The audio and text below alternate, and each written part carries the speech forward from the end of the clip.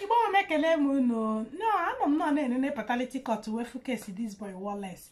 Kids to grow up not having no father in their life. She is on board. Mr. Wallace, you're not gonna address a woman in this courtroom that way. You better pipe yourself down. Get out of the courtroom, Mr. Wallace. I never had anybody to show me how to treat a woman or to be a man, or I'm just here for my kids. Where I'm from, the way that I treat women, it's the only way I know. That's the only thing that's accepted from where I'm from. Just need help, on. Just need help. Wallace, I know I'm 23 years. What you can want, you be for ya, you know, when you're more with Tomana Hana Kazuku Mbasa. When you're on a court, or when baby mama boy, on a court. Because one indoors as a Panyana Emeko, Yana Hana Emeko, ya like the boy would know Rolling Stone. So, I know we hope we know Metam Jessica Mayfield, I know a boss in a ogoni to know one Honda. Yabu no homework Baziria, or homework Kusiria case at Basomania. I go to for on a Basomania, but 2 hours you wear mota, ndos or sia Basomania non andoha agua, Ujiria weto. Ya okurubi e mereme. O wende bona ka asa akpaso nwunye ha agwa ma obo onye ya na ha na de na mma bụ nwanyị agwa nya bụ girlfriend or fiancé bụ ka ha si wee fu nna ha si eme gini si wee na-eme nne ha.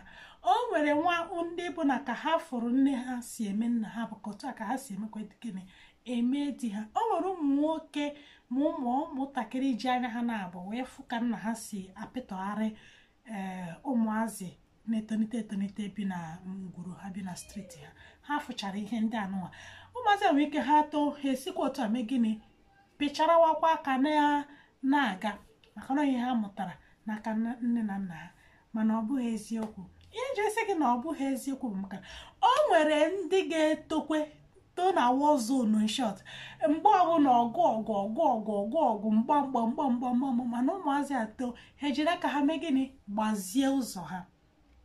O nwere ndị kịta bụ na mebi na amụ ha na nna ha ji ọtụtụ nwaanyị ha afụ ka ọgbaghara si ju na ezinụlọ ha ha too ha ejiri ha sị gịnị na onweghị ihe ga-emekịta ka ha mee gịnị ka ha nụọ nwaanyị na-abụ ifugo na is all about choice. Ya bụ na inwe ike kịta anyị mụtacha ajọ ihe ndị ahụ ịmụtasị ya n'aka nne na nna gị oge ị na-eto mana itonite ijiri aka gị mee gịnị gbaziere onwe gị maka na agaghị akụzichara gị ihe niile akụzichara. It's unfortunate na anyị na-aka amụrụ nke ọjọọ karịa nke ọma. This boy for kịta okwe ndị ọ bụ na ọgbọ onwe ya eziokwu ị ga-amakwa na o nwekwere ndị ọ fụkwara mere gịnị fụrụ nwaanyị n'anya kpaso nwaanyị ezigbo agwa. Mana anyị mara nke ọjọọ na-eme gịnị na-aka mma na mmụta ọ na-adị mfe na mmụta. Ya bụ na ihe nchọrọ ikwu bụ na it's all about choice. Ito ịbụrụ okenye bụrụ ihe ji mmadụ eme bụrụ oge eji asị na mmadụ erugo adult.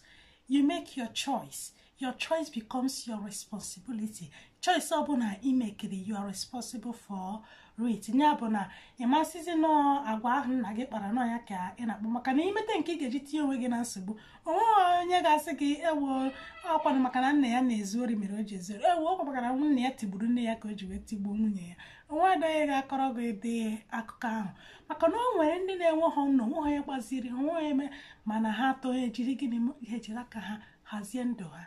So ihe ọbụla ị na-eme chee nọ maka na mmadụ no is your choice. Itorugo ihe eji mmadụ eme you are now an adult, make the right choice maka na o nwere ihe ndị ị na-eme na-enwe onye kụziri gị style niile ị na-eme onye kụziri gị you learn it yourself. Ya bụ ijirikwa aka gị jee mee gịnị mụta ezigbo ihe ka ekesi akpaso nwaanyị agwa kedu ụmụ nwaanyị na like ka ekesi abụ ezigbo di ka ekesi abụ ezigbo nna ihe ndị anụnwa ị ga-amụta nwunye. O nwere ndị nna ha na-akpaso ha ezigbo agwa but you can still ha wụrụ a perfect father. So make the right choice. maka na asị na onye ji nke ọma mere gịnị onye asị jide ka o ji ya ma na ka o ji gịnị jikọma ya bụ ọ bụrụ na ị na-akpaso nwaanyị agwa ọ bụ n'otu ahụ ka ịfụrụ nna gị si akpaso nne gị raa ka iji nọ ngịwa ji aka gị na-eme gịnị na-akpaso asịkara ụlọ ihe nna gị mere nne gị ka ị na-eme nọ ihe ị mụtara ka ị na-eme maka na you have a choice to learn, unlearn and relearn. Ngwakwa na Igbo nwe m ka ọ dịkwa na mgbe ọzọ orie mara anyị mma ka emesịa nụ. Afa m bụ Ngozi Mmadụ, onye nta akụkọ gị na Igbo Amaka TV.